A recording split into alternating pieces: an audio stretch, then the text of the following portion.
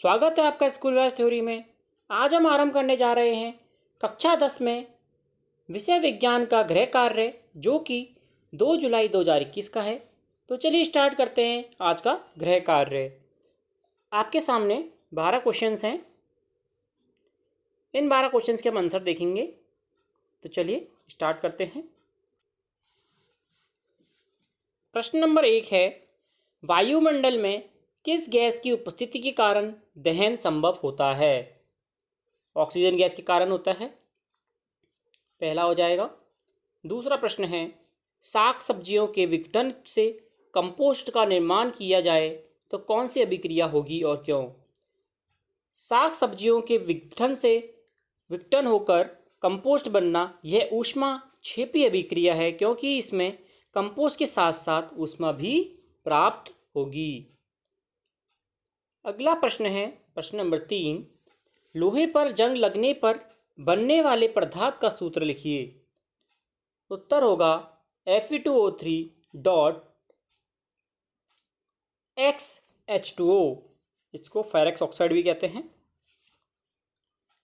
प्रश्न नंबर 4 है, अभिकारक व उत्पाद से क्या तात्पर्य है और किसी रासायनिक समीकरण में इन्हें क्या लिखा जाता है? अभिकारक का तात्पर्य ऐसे पदार्थों से हैं जिनमें आपसी क्रिया या रासायनिक परिवर्तन होता है, तथा अभिकारकों की क्रिया से नए पदार्थों का निर्माण होता है, जिन्हें उत्पाद कहा जाता है। अभिकारकों के बीच में योग का चिन्ह होता है, प्लस का चिन्ह होता है। उन्हें रासायनिक समीकरण के बाईं ओर, मतलब कि लेफ्ट हैंड साइड में लिखा जाता है। इसी प्रकार उत्पादों के बीच प्लस का साइन लगाकर समीकरण के दाईं ओर, मतलब कि RHS राइट हैंड साइड पर लिखा जाता है। अगला प्रश्न देखेंगे 5वां, सफ़ेदी करने के 2-3 दिन बाद दीवारों पर चमक आ जाती है, क्यों? और होने वाली अभिक्रिया का रासायनिक समीकरण भी लिखिए। सफ़ेदी करने के लिए बुझे हुए चूने का उपयोग किया जाता है, जिसे कैल्शियम हाइड्रोक्साइड कहते हैं। यह वायु की उपस्थिति में कार्बन डाइऑक्साइड से धीमी गति से अभिक्रिया करके दीवारों पर कैल्शियम कार्बोनेट की परत बना देती है, जिससे दीवारों पर चमक आ जाती है। होने वाली अभिक्रिया का रासायनिक समीकरण इस प्रकार का है, जैसे कि CaOH का होल ट्वाइस, जो कि एक्वस है, प्लस कार्बन डाइऑक्साइड गैस है, प्लस CaCO3 कैल्शियम कार्बोनेट, जो कि एक S मतलब कि सॉलिड है, ठोस है, प्लस H2O जो कि लिक्विड है। प्रश्न नंबर 6 है, रेडॉक्स अभिक्रिया किसे कहते हैं? उदाहरण सहित बताइए। रेडॉक्स अभिक्रिया किसी अभिक्रिया में एक अभिकारक उपचयित तथा दूसरा अभिकारक अपचयित होता है। इन अभिक्रियाओं को रेडॉक्स अभिक्रिया कहते हैं। उदाहरण के लिए CuO प्लस H2 तापन देते हैं तो Cu अलग हो जाता है और H2 अलग। तो यहाँ पे तो क्या हुआ, CuO का अपचयन हुआ, तो ऑक्सीजन उड़ गया, उसको अपचयन कहते हैं। और H2 में क्या हो गया, ऑक्सीजन जुड़ गया, जिससे उपचयन कहते हैं। प्रश्न नंबर 7 है, CuO plus H2 gives Cu plus H2O। उक्त अभिक्रिया में उपचयित व अपचयित पदार्थ का नाम कारण सहित बताइए। उक्त अभिक्रिया में कॉपर ऑक्साइड CuO का अपचयन तथा हाइड्रोजन का उपचयन होता है। कारण क्या है? अभिक्रिया के समय किसी पदार्थ में ऑक्सीजन का ह्रास या कमी होती है तथा उसका अपचयन कहलाता है। यहाँ CuO में ऑक्सीजन का ह्रास हुआ है तथा किसी पदार्थ में ऑक्सीजन की वृद्धि होती है तो उसे उपचयन कहते हैं। अतः H2 का अपचयन होता है। अपचयित पदार्थ कॉपर ऑक्साइड है और उपचयित पदार्थ हाइड्रोजन है। प्रश्न नंबर 9 है, निम्न के उत्तर दो। पहला, नम वायु में तांबे की बाहरी सतह पर किसी रंग की परत चढ़ जाती है, क्यों? और तेलीय तथा वसायुक्त खाद्य सामग्रियों में वायुरोधी बर्तनों में क्यों रखा जाता है? इसमें से पहले का देखते हैं।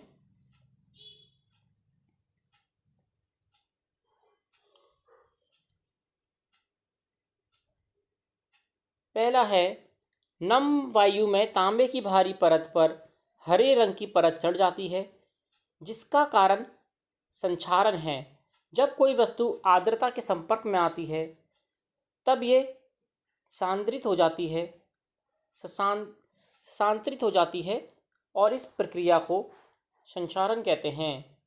और दूसरे में, तेलीय और वसायुक्त सामग्रियों को वायुरोधी बर्तनों में रखने से उपचयन की गति धीमी हो जाती है, जिससे उसका स्वाद और गंध सही रहते हैं।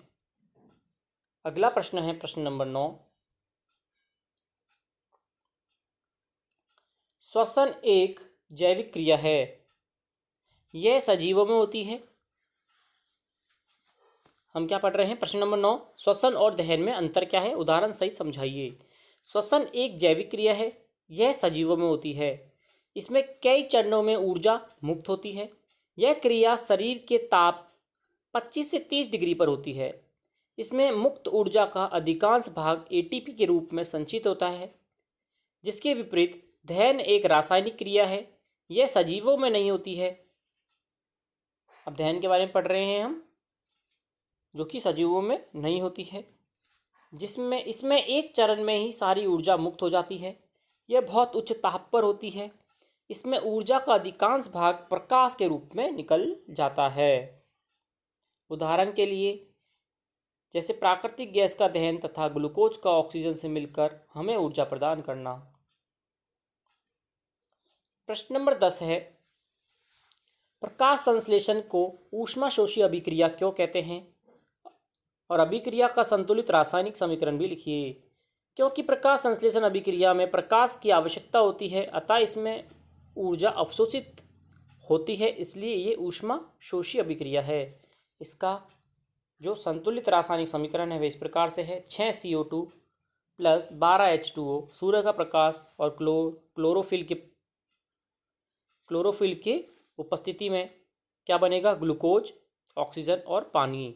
ग्लूकोज C6H12O6 और 6 ऑक्सीजन और 6 ही पानी H2O। प्रश्न नंबर 11 है, निम्न अभिक्रियाओं को पहचानिए और संतुलित करके लिखिए। पहला है मैग्नीशियम ऑक्सीजन मैग्नीशियम ऑक्साइड। दूसरा है potassium bromide plus barium iodide, क्या बन रहा है? Potassium iodide plus calcium bromide. पहला है 2Mg plus O2 gives 2MgO, ये संयोजन अभिक्रिया भी कहते हैं। Magnesium plus oxygen gives magnesium oxide. दूसरा है पोटेशियम ब्रोमाइड, मतलब कि 2KBr plus Ba barium iodide BaI2, क्या बन रहा है? 2 potassium iodide 2Ki plus BaBr2, ये क्या है? द्विविस्थापन अभिक्रिया है। प्रश्न नंबर 12 है, संयोजन और वियोजन के अंतर बताइए। प्रत्येक का उदाहरण भी लिखना है। संयोजन अभिक्रिया में दो या दो से अधिक पदार्थ मिलकर या संयोग कर एकल पदार्थ का उत्पाद का निर्माण करते हैं, जबकि वियोजन अभिक्रिया में एकल अभिकारक टूटकर छोटे छोटे उत्पाद प्रदान करते हैं। जिसे संयोजन अभिक्रिया का उदाहरण देखते हैं।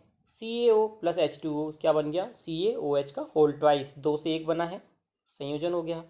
अब एक से अधिक बनेंगे, उससे क्या कहते हैं? वियोजन। जैसे कि 2FeSO4 जो कि क्या है? फेरस सल्फेट, क्या बना? Ferric oxide Fe2O3 plus SO2 sulphur dioxide और सल्फर डाइऑक्साइड SO3।